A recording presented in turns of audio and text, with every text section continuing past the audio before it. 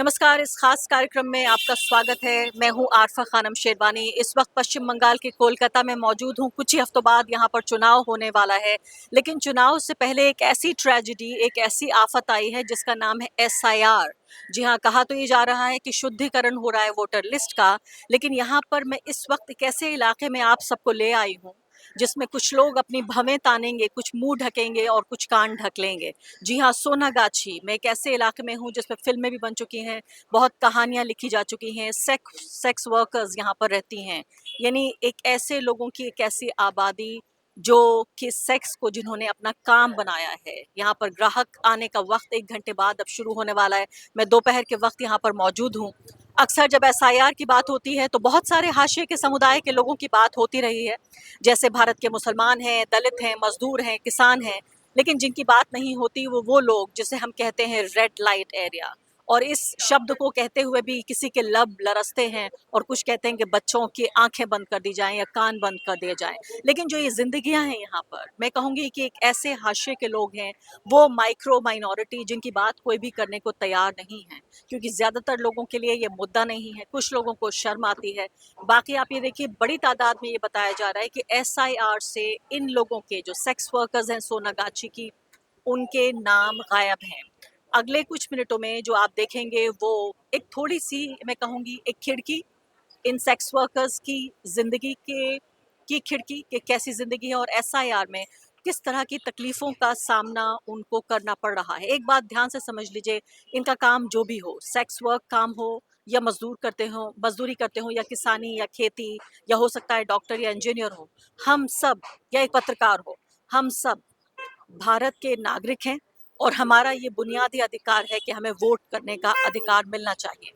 और इसीलिए मैं यहाँ पर इन लोगों से बातचीत करने आई हूँ कि आखिर इनकी ज़िंदगी में किस तरह से जो एक ट्रेजेडी जिसको मैं कह रही हूँ, जो एक त्रासदी आई है कि न सिर्फ कि इनके वोट करने का अधिकार खतरे में है, बल्कि पूरे तरीके से जो इनकी नागरिकता है उस पर भी एक संकट आया हुआ है। कुछ लोगों से मैं बातचीत करती हूँ और समझने की कोशिश करती हूँ कि किस तरह से जो बताया जा रहा है कि बहुत ही असंवेदनशील तरीके से, इनसेंसिटिव तरीके से इलेक्शन कमीशन इन लोगों के साथ पेश आ रहा है।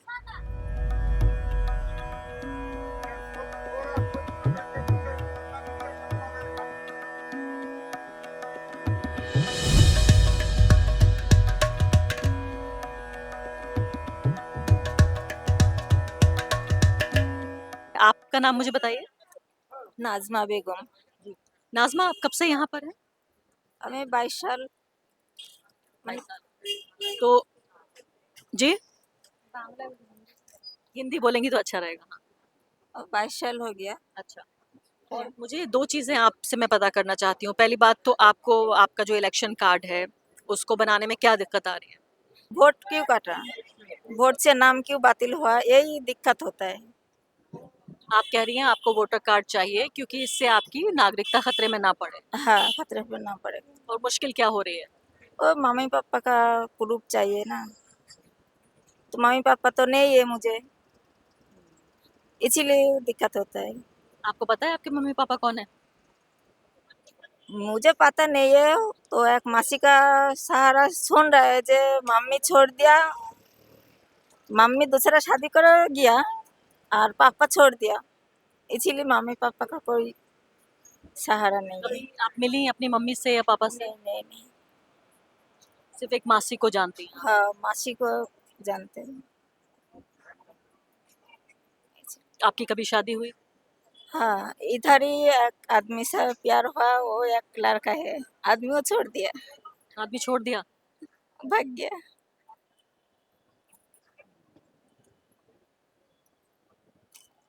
कितने दिन हो गए उसको गए हुए? आदमी गया कितना साल हुआ, 14 साल हुआ।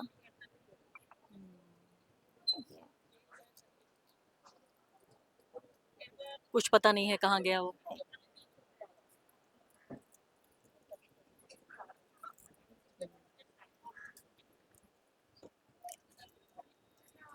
अभी भी प्यार करती हैं उससे?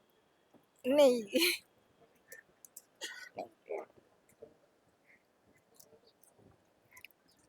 लड़का है, बेटा है आपका? बेटा है, कितना बड़ा बेटा है?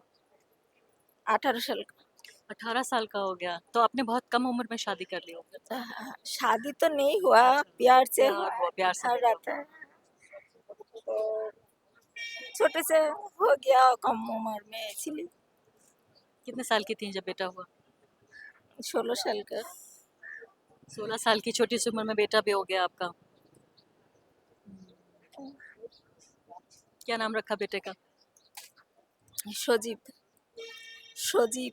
शोजीब। मुझे दुख ये हो रहा है कि क्यों हमारे जो सरकार है और सरकारी एजेंसियां हैं उनको ये समझ में नहीं आता कि आपके जैसे लोगों की भी ज़िंदगी हो सकती है जिन्होंने अपने माँ बाप को कभी नहीं देखा, प्यार किया लेकिन शादी नहीं हुई, कोई परिवार नहीं है, बच्चा है लेकिन परिवार नहीं है। और आप खुद अपना पेट पालती हैं और बेटे के लिए भी। हाँ, यही काम करे तो बेटा का पढ़ना लिखना बड़ा करना पड़ेगा ना। इधर ही तो रहता है, कौन चलाएगा, कैसे क्या चलाएगा बोल। बेटा भी पढ़ रहा है। बेटा 18 साल का, वो क्लास 9 अब्दी पढ़ना है, तो पढ़ना छोड़ दिया, अभी काम करता है। आप कुछ बनाना चाहती हैं बड़े होके बेटे को? चाहते हो वो काम करूक निजर पाए दाड़ा। मुझे कुछ माने तबीयत तो अच्छा नहीं होता है कभी कभी बहुत, तो इसीलिए बेटा अच्छा होता तो मुझे तो आराम मिलता है ना। ये है। मगर बेटा कुछ बन जाएगा तो आपको आराम मिलेगा। यहाँ से निकलना चाहती हैं क्या? यहाँ से निकाल कहाँ जाएगा, क्या काम करेगा बोले। कोई आदमी तो नहीं, अच्छा आदमी तो नहीं हाथ पकड़ लिया, ये मान सम्मान इज्जत नहीं दिया, इसलिए तो डर लगता है। कभी स्कूल नहीं गए? स्कूल गया और 3-4 क्लास पढ़ा, क्लास 5 পর্যন্ত পড়েছি। यानी मैं ये कह रही हूँ कि अगर ये जीवन नहीं होता, कोई और जीवन होता, अच्छा एक आम घर में आप पली होती, तो स्कूल जाती, कॉलेज जाती, डॉक्टर बन सकती थी, टीचर बन सकती थी। हाँ, डॉक्टर बनना खूब इच्छा था। अच्छा। और मैं सिर्फ आपकी आंखें देख पा रही हूँ और मैं कह सकती हूँ कि आप बहुत सुंदर हैं। Thank you. मेरी गुजारिश यही होगी इलेक्शन कमीशन से कि देखिए नाज़मा की ये कहानी, मुझे नहीं पता ये इनका असली नाम है या नहीं, लेकिन नाज़मा से मैंने उनकी पूरी कहानी सुनने का मकसद मेरा ये नहीं था कि उनके जो ज़ख्म हैं उनको मैं कुरेदूँ या उनको उनके जीवन के लिए कोई पछतावा दिलाऊँ। मैं सिर्फ आम जनता तक ये मैसेज, ये संदेश इनके ज़रिए, नाज़मा के ज़रिए पहुँचाना चाहती हूँ कि इस तरह के लोग हैं हमारे समाज में, इस तरह के लोग हैं पश्चिम बंगाल में। आप सोचिए इतने बड़े शहर कोलकाता में जो अपनी मर्ज़ी से यहाँ नहीं रहते, बल्कि बदकिस्मती से यहाँ रहते हैं। उनको ये भी नहीं पता कि उनके माता-पिता कौन हैं, उन्हें अपनी माँ का नाम नहीं पता, बाप का नाम नहीं पता और इलेक्शन कमीशन आज इनसे ये इनके होने का सबूत माँग रहा है। ये इंसान हैं, जीती-जागती साँस लेती हैं, पहले वोट दे चुकी हैं, टैक्स देती हैं। टैक्स भी देती रही होंगी आप ज़ाहिर है, जब आपकी जो आमदनी होती है या जो भी आप पैसे जो चीज़ें खरीदती हैं, उससे टैक्स भी तो जाता है। मालूम नहीं। आपको मालूम नहीं है, लेकिन आप ये सोचिए कि इलेक्शन कमीशन को इस तरह के जो लोग हैं, नाज़मा जैसे लोग हैं, उनको ध्यान में रखकर ये पूरा जो प्रक्रिया अपनाने की जो कोशिश हो रही है, लोगों से उनको न सिर्फ़ कि उनकी इंसानियत का उनसे वोटर अधिकार छीना जा रहा है, उनसे एक तरह से उनके इंसान होने की जो डिग्निटी है, वो भी छीनने की कोशिश की जा रही है। मैं उम्मीद करती हूँ कि न सिर्फ़ कि इलेक्शन कमीशन, बल्कि एक हमारी आबादी का एक हिस्सा भी अगर नाज़मा की इस कहानी को सुनता है और देखता है, जैसे मैंने कहा कि उनके ज़ख्म कुरेदना मेरी मंशा नहीं है, मेरा मकसद नहीं है, लेकिन मैं इनके ज़रिए एक इंसान होने की, चाहे वो सेक्स वर्कर हो या डॉक्टर हो या टीचर हो, है वो इंसान, है वो भारत का नागरिक, अगर वो डायरेक्ट टैक्स भी नहीं पे करता है, तो इनडायरेक्टली भी आप देखिए, जो भी कोई सामान खरीदती हैं, अभी भी इनके हाथ में ये जो लगा हुआ है सामान, इनके हाथ में जो ये फ़ोन है, ये भी बिना टैक्स खरीदे हुए, टैक्स दिए हुए इन्होंने नहीं खरीदा है। तो इस पूरे प्रोसेस को समझने के लिए शायद एक नाज़िमा की कहानी काफ़ी है।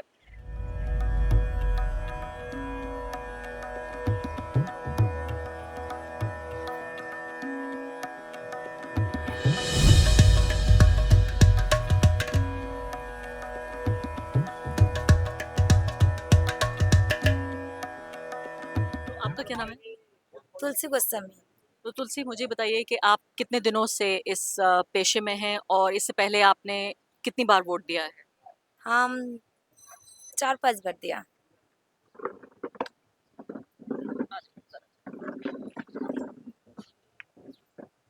हुँ, हम 4-5 बार दिया। 4 बार वोट दिया है, तो अब जब आप गईं तो आपसे क्या माँगा जा रहा है? मम्मी पापा का डॉक्यूमेंट जो नहीं दे पा रहा हूँ हम। मम्मी मेरा पापा तो डेथ हो गया, मेरा मम्मी इधर था, वो कहाँ चला गया मेरे को क्या पता है। अच्छा, अभी किसी का डॉक्यूमेंट मेरे पास नहीं है। और जो मेरा अपना रिश्तेदार है वो तो मेरे को त्याग कर दिया, तो मैं कहाँ जाएंगी।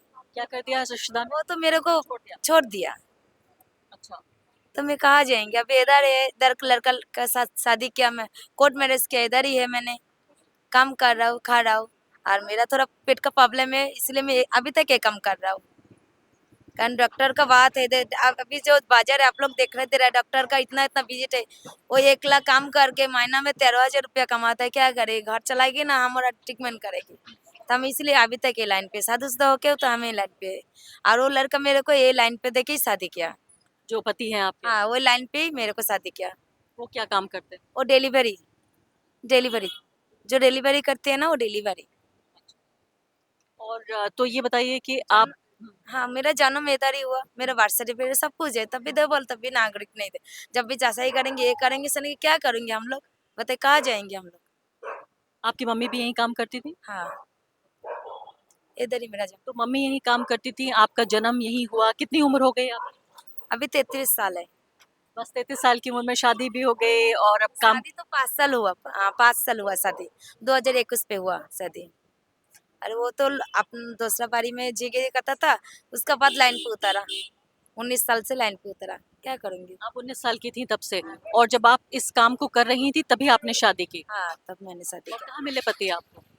ये इधर का ही है लड़का। वो भी लड़का, यहीं पैदा हुए क्या? हाँ इधर ही उन्हीं जन्म हुआ, सब उधर का ही है उसका। अच्छा, हाँ, ये जो, भी कहानी इंटरेस्टिंग है कि आप दोनों यहीं इसी इलाके में पैदा हुए। हाँ इधर का ही है, इधर ही उसका सब है। लड़का थोड़ा पढ़ा लिखा है, पढ़ा लिखा, लेकिन वो क्या कर, पढ़ा लिखा आजकल कोई काम का चीज नहीं होता है। जो तब भी इतना पढ़ा लिखा हो के अभी वो डिलीवरी काम कर रहा है, क्या करेगी बताइए।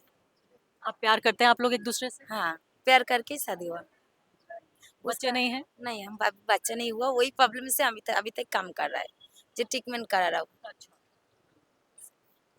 तो अब मुझे ये बताइए कि अब जैसे आपका भी वोटर कार्ड आपके पास है लेकिन आपको एसआईआर से बाहर कर दिया गया है, हाँ। तो अब आपको क्या कहना है? आपको किस बात का डर है? आप क्या चाहती हैं? अभी मेरे को नहीं, नागरिक तो नहीं देगा हमको, नागरिक तो नहीं देगा, लेकिन हम लोग क्या कर सकता हूँ, सुसर सर के कुछ नहीं कर सकता।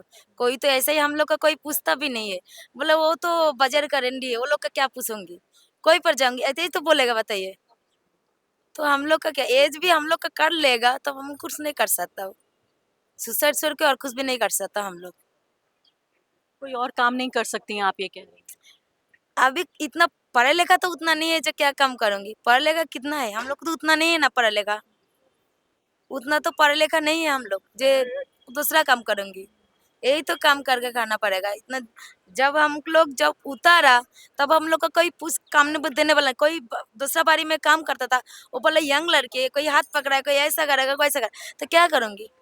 जब उतारा तब कोई पूछ नहीं, अभी शादी हो गई एक लड़के के साथ, तभी ये काम कर रहा हूँ। तो अभी हम लोग का वोटर कार्ड कर लेगा तो हम लोग क्या करेंगे, छोड़, सुसाइड छोड़ के हमारे पास कोई ऑप्शन नहीं है। ऐसे मत बोलिए, नहीं, ऐसे कोई मत। ऑप्शन नहीं है मैडम, सबसे हम निपुण उपाय है, हमारा कोई उपाय नहीं है अभी। ऐसा ही तो घर वाला पास कोई हमको पूछता भी नहीं है। जो लड़का का शादी किया वो लड़का है हमारा साथ, उसका तो ऐसे ही परिवार नहीं है, अभी तक है, चल रहे अभी तक। ऐसे ही तो हमारा 5 साल हुआ शादी हुआ, तो कोई बाल बच्चा अभी तो नहीं है हमारा। वो एक तकलीफ में वो गुजर रहा हूँ, एक तकलीफ में वो गुजर रहा हूँ, और एक तकलीफ यही दे रहा है, तो सुसर छोड़ के हमारा पास कुछ नहीं है। ऐसे बात नहीं करते। मुझे पूरी उम्मीद है कि इलेक्शन कमीशन ज़रूर आपकी बात सुनेगा और ये वीडियो देख रहे होंगे वो लोग, कुछ ना कुछ हल वोटर निकलेगा। कार्ड कट जाएगा तो सभी कट देगा ना, सिर्फ तो वोटर कार्ड नहीं, वोटर कार्ड देगा तो नागरिक तो पूरा ही तो कट जाएगा। तो हम लोग का यदि कट जाएगा तो हम लोग क्या करेंगे। इतना लड़के लोग कमाता है, हम तो क्या करेंगे हम लोग, अपना खुद पेट बचा के खाता हूँ, यही काम कर गए तो हम लोग का पेट चलता है। तो बताइए आप, आज हम दूसरा घर का लड़का का शादी किया, अभी तक तो हम ये काम कर रहा है, खुद अपना पेट तो बचा रहा है, पेट बचा रहा है ना, काम करके ही तो पेट बच रहा है, दूसरा से डॉक्टर को दिखा रहा है, तो हमारा को हम लोग का कुछ है? मुझे कोई पर कोई किसी के पास जाएगा जब वो तो बाजार का है, उसका क्या लाओल है, अलाउ है कि उसका क्या, यही तो बोलेगा कोई। हम लोग को तो ऐसा नहीं बोलेगा जो वो अच्छा घर का लगी, वो तो लाइन पे उतरा, वो तो बाजार का है, हटो हटो तुम बाजार का है, तुम हटो, दूसरा को आने दो, ऐसा ही तो बोलेगा। वो छोड़ के हम लोग का पास और इलाज में बहुत पैसा खर्च हो रहा है। हाँ, मेरा बहुत पैसा खर्चा हुआ रहा है, यही तो काम करके खर्चा कर रहा हूँ, क्या करूँगी यार। तो पहले यहाँ पे आप ये काम करती हैं, फिर पैसा जमा करती हैं, फिर अपना इलाज करा रही हैं ताकि बच्चा हो जाए। हाँ, इसीलिए मेरे एक साहिल है पास पीछे मैं कितना रुपया खर्चा किया ना, बहुत रुपया मैंने मुझे खर्चा उम्मीद है आपकी झोली भरेगी जल्दी। झोली भरने से क्या हो जाएगा मैडम, जब नागरिक तो नहीं रहेगा और झोली से हम लोग क्या करेंगे। और आगे बढ़ने से पहले एक अदना सी गुजारिश कि आप मेंबर बनिए मेरे चैनल का आरफा खानम शेरवानी।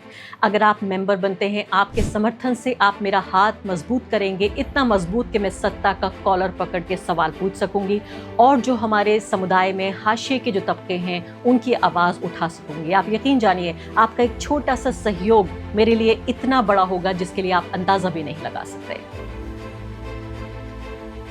बच्चा को हॉस्पिटल नहीं दिखाने सकेगा, कोई स्कूल में अच्छा स्कूल में एडमिशन नहीं कराने सकेगा, बच्चे को कोई इज्जत नहीं मिलेगी, तो बच्चा पैदा करके लाभ है, बताइए। हाँ, बहुत बड़ा संकट हो सकता है ये कि उसके बाद से ही बाकी सारी हाँ, चीज़ों सभी लोग जो बोल रहे हैं कि जैसे वोटर कार्ड बात दिया जाएगा, तो वोटर कार्ड जब प्रूफ ही बात दिया जाएगा तो अपने बच्चे को किस तरीके से, बच्चा का जो दोस्त लोग है वो लोग भी तो ताना मारेगा कि तेरा मम्मी तो लाइन का है बोल के कोई प्रूफ नहीं है, कोई डॉक्यूमेंट्स नहीं है, तो बच्चा को क्या करना पड़ेगा। आजकल के बच्चे का तो मालूम ही है आपको, सुसाइड कर लेते हैं थोड़ा सा पढ़ाई में फेल होने से, एक होने से, तो जब इतना बड़ा बोझ पड़ेगा तो बच्चा क्या करेगा। आप ये कह रही हैं कि आप अपने बच्चे को एक इज्जत की ज़िंदगी देना चाहती हैं कि वो स्कूल जाए, फिर बड़ा होके कुछ और काम करे, यहाँ ना रहे। हाँ, ऐसा कोई है क्या? हाँ मैडम ऐसा ही है, जहाँ हम भी चाहता है जहाँ हम ये काम करके हम बच्चा को, बच्चा हो जाएगा हम साइड में उतर जाएंगे, अच्छा अच्छा शिक्षा देंगे, तो हम लोग का नहीं रहेगा तो पैदा करके क्या जरूरत है, हम लोग का जब नागरिकता के काट देगा, कुछ है बताइए। जब बच्चे को इज्जत ही नहीं मिलेगी तो बच्चा का क्या होगा, भविष्य नहीं बना सकेंगे, तो बच्चा पैदा करके कोई है, उसका तो नहीं है, मेरा तो है, बच्चा है, अपनी कहानी बताइए मुझे। मेरा 14 साल का एक लड़का है, को अभी पढ़ाती हूँ, यही वोटर कार्ड है, पैन कार्ड है, आधार कार्ड है, दुर्बार का कार्ड है, उसके अलावा मेरे पास कोई प्रूफ नहीं है। मेरा यहीं से ही पाड़ा का ही लड़का से प्यार करके बच्चा पैदा हुआ, उसी का ही डॉक्यूमेंट्स है, बच्चे का बर्थ सर्टिफिकेट है, सब कुछ हुआ, लेकिन मेरे पास यही प्रॉब्लम है, मेरा माँ बाप का कोई ये नहीं है। मैं हिंदुस्तानी हूँ, मध्य प्रदेश एमपी से हूँ, लेकिन जब लाइन में उतर गई तो मेरा माँ बाप के संग कोई रिलेशन नहीं है मेरा मम्मी पापा, लेकिन रह के भी नहीं है, हमें जाना भी नहीं चाहती, रिलेशन करना भी नहीं चाहती, अपना कोई फैमिली मैटर है बोल के नहीं जाना चाहती, किंतु इसका मतलब ये तो नहीं कि डॉक्यूमेंट्स काट दिया जाए। मध्य प्रदेश से आप यहाँ कैसे आ गई पश्चिम बंगाल? ऐसे ही चली आई, लेके आया, जैसे प्यार से, प्यार मोहब्बत से जैसे लेके आता है, लेकर छोड़ दिया, बाजार में छोड़ दिया, उसके बाद मैं बहुत ठोकर खाई, ठोकर खा के थोड़ा संभल के ऐसे ही प्यार करके बच्चा, ये तो नहीं मालूम था 20 साल पहले कि एज घटना घट जाएगा, कि चीज रह के भी नहीं रह सकेगी, तो वो चीज तो मालूम नहीं था ना, कैसा समय आएगा कि माँ बाप का भी प्रूफ पूछा जाएगा, तो वो तो कहाँ से लेके आएंगे हम लोग। और जिस आदमी के साथ आपका बच्चा है उससे शादी नहीं हुई? शादी नहीं हुई, ऐसे रिलेशनशिप में है, डॉक्यूमेंट्स मेरा बच्चा का उसी का ही नाम से है, उसी का ही फैमिली से है। हाँ, लेकिन मेरा डॉक्यूमेंट्स मेरा ही नाम से है, जिस बाड़ी में मैं भाड़ा रहती हूँ वहाँ से है, किंतु ये यही बोल के बोलता है मम्मी पापा का कोई प्रूफ नहीं है, प्रमाण नहीं है, काट देगा, तो अगर काट देगा तो मेरा बच्चा का भविष्य क्या होगा, उसका तो नहीं है बोल के आज उसको ये हो रहा है।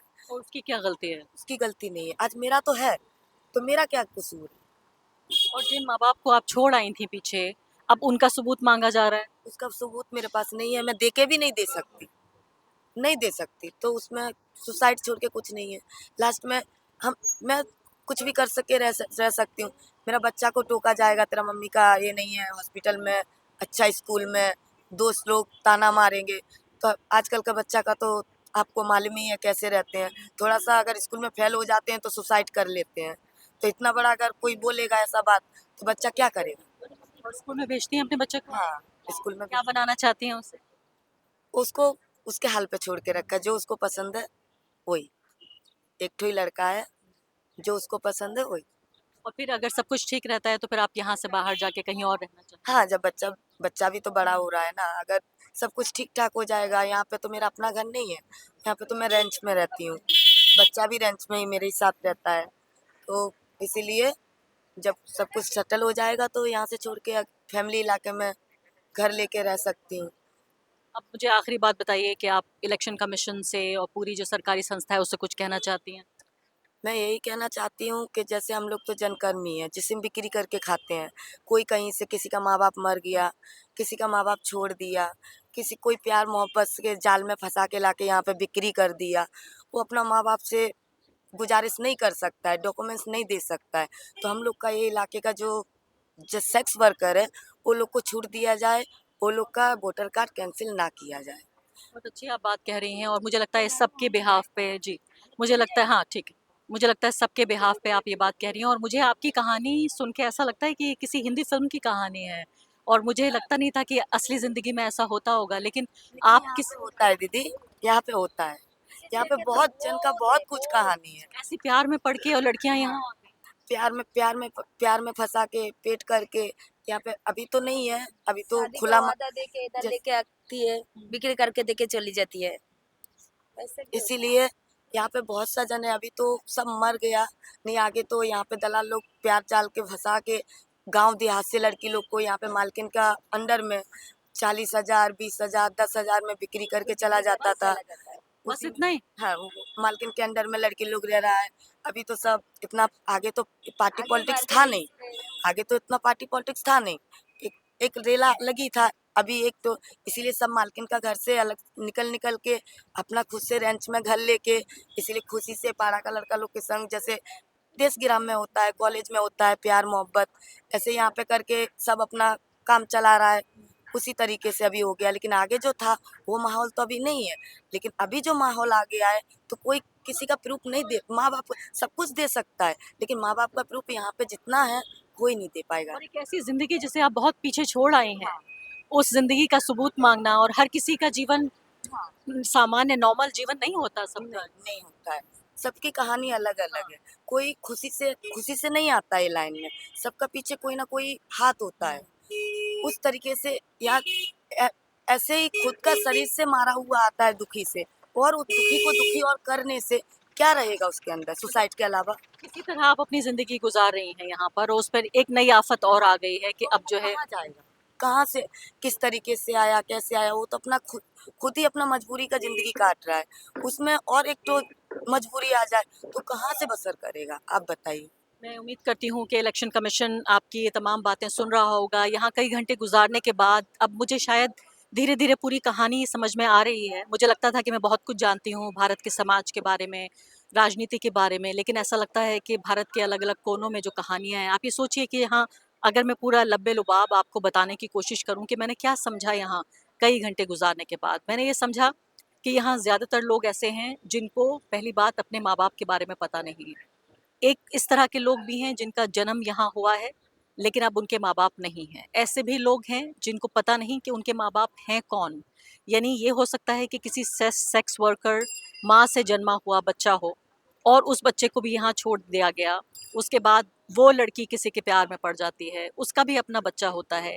इतनी कॉम्प्लेक्स और इतनी पेचीदा कहानियाँ हैं कि मुझे लगता है कि एक एक दिन मुझे गुजर जाएगा एक एक महिला की यहाँ कहानी सुनते हुए, लेकिन हर किसी के पास अपनी एक पेचीदा और बहुत ही नायाब और यूनिक एक तरह से कहानी है। मैं उम्मीद करती हूँ और गुजारिश करती हूँ इलेक्शन कमीशन से कि देखिए पॉलिटिकल पार्टियां तो आती जाती रहेंगी। अभी ममता बनर्जी 15 साल से यहाँ मुख्यमंत्री हैं। इस इलाके में भी जो विधायक हैं वही टीएमसी के विधायक हैं, शशि पांजा। लेकिन ये सबसे बड़ी बात ये है कि ये पॉलिटिकल पार्टियों से कहीं ऊपर है ये बात, और ऊपर इस तरह से है कि ये आम भारतीय नागरिक और एक आम इंसान की कहानी है जो पहले से ही बहुत तकलीफदेह और बहुत ही कॉम्प्लेक्स पेचीदा जिंदगी जी रहा है। अब और ज्यादा उसकी पेचीदगी को एक त्रासदी में तब्दील कर दिया गया है।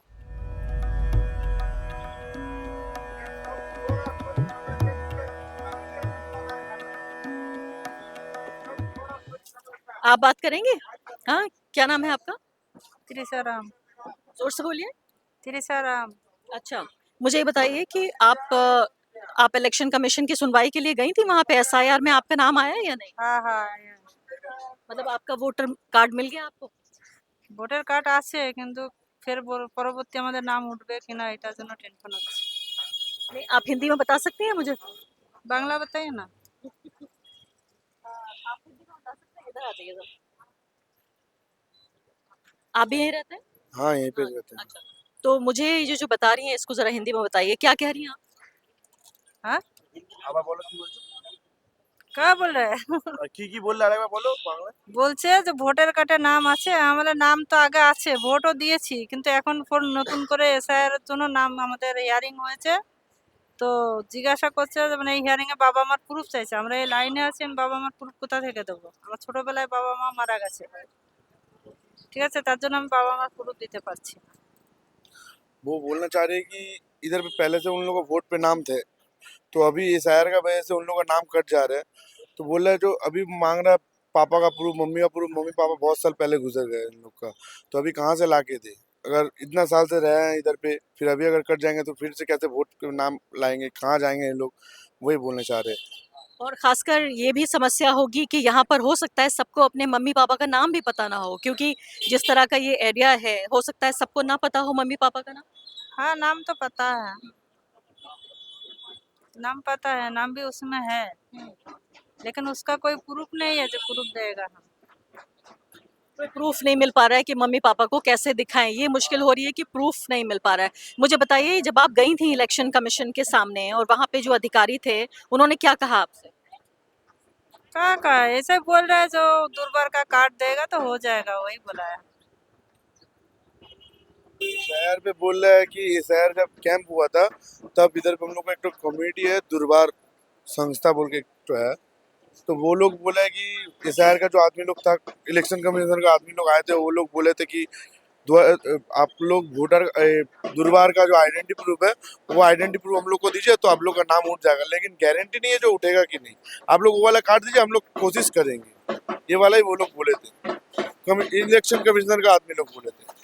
क्या बोला कि कोई गारंटी नहीं? नहीं कोई आप लोग वो वाला दीजिए, हम लोग कोशिश करेंगे। अब मुझे ये बताइए, आपने 2024 में भी तो इलेक्शन हुआ, उससे पहले 2021 में यहाँ पे विधानसभा का इलेक्शन हुआ, वोट दिया आपने दोनों में? हाँ वोट दिया है।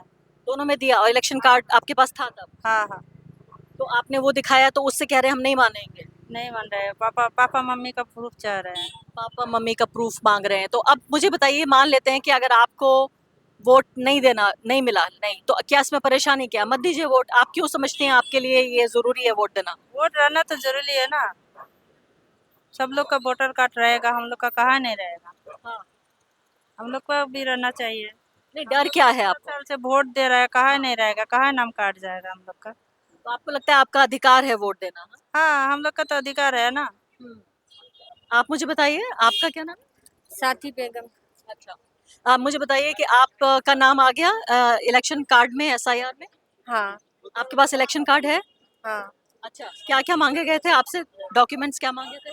मम्मी पापा का प्रूफ मांग रहा है, लेकिन हम लोग तो दे नहीं सकते, हम छोटा से इधर उधर घूम के मनुष्य हो रहा है, छोटा से मम्मी पापा को दिखा नहीं तो उसको प्रूफ कहाँ से लेके आएंगे? लेकिन हम लोग का वो मम्मी पापा का प्रूफ मांग रहे हैं, छोटा से मम्मी पापा गुजर गए तो हम उसका डॉक्यूमेंट्स कहाँ से लेके आएंगे? इधर उधर घूम के मनुष्य है, हम इधर उधर काम करके खाता है, इसीलिए जब थोड़ा सा सियाना हुआ इधर चला आया तो हम मम्मी पापा का कोई देखा ही नहीं, हम तो कहाँ से लेके आएंगे मम्मी पापा का प्रूफ? अच्छा, आप बताइए कि ये जो आपका काम है कब से कर रही हैं, कितने साल से आप हैं? 14 साल तो हो गया। 14 साल से हैं। और आपने इन 14 सालों में आपके पास आपने वोट डाला है? हाँ 2 बार डाला है। अच्छा, और तब इलेक्शन कार्ड बनाने में कोई मुश्किल नहीं आई आपको? नहीं कोई तो नहीं है। तो इस बार फिर आप वोट नहीं डाल पाएंगे? वही तो सोच रहे हैं, जो हम लोग का जो वोट हम देते हैं, लेकिन वो वोट में नाम नहीं आएगा, इसीलिए तो दिक्कत हो रहा है। जब हम लोग यहाँ का नागरिक है तो हम लोग वोट क्यों नहीं दे पाएंगे? इलेक्शन कमीशन से, चुनाव आयोग से कुछ कहना चाहती हैं अगर वो देख रहे हैं इस कार्यक्रम को? हम यही बोलना चाहता है, लेकिन हम लोग का नागरिकता नहीं छीनना है। जो हम लोग जैसा वोट देते हैं, हम लोग कैसा वोट देना चाहती हूँ। जैसे आपने पहले वोट दिया है वैसे दिया जाए। यहाँ सबसे ज्यादा हास्यास्पद और तकलीफ दे दोनों बात यह है कि इन लोगों ने, देखिए आप जो सेक्स वर्कर्स यहाँ बैठी हैं आपके सामने, इन्होंने मुंह छिपाया हुआ है जैसे कि ये कोई शर्म की बात है जो ये काम करती हैं। मुझे लगता है शर्म उस समाज को आनी चाहिए जिस समाज ने इनको इस काम में धकेला है और मजबूर किया है। वो कह रही हैं कि, खासकर ये महिला कह रही हैं कि 2 बच्चों की माँ थी वो जब इस पेशे में आई।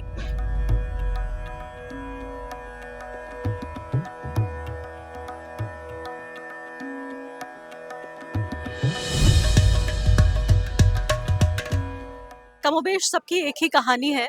कहानी ये है कि इलेक्शन कमीशन उन लोगों से अपने माता-पिता और उनके माता-पिता का पता पूछ रहा है, डॉक्यूमेंट्स पूछ रहा है, जिनका वाक़ई कोई पता ठिकाना नहीं है।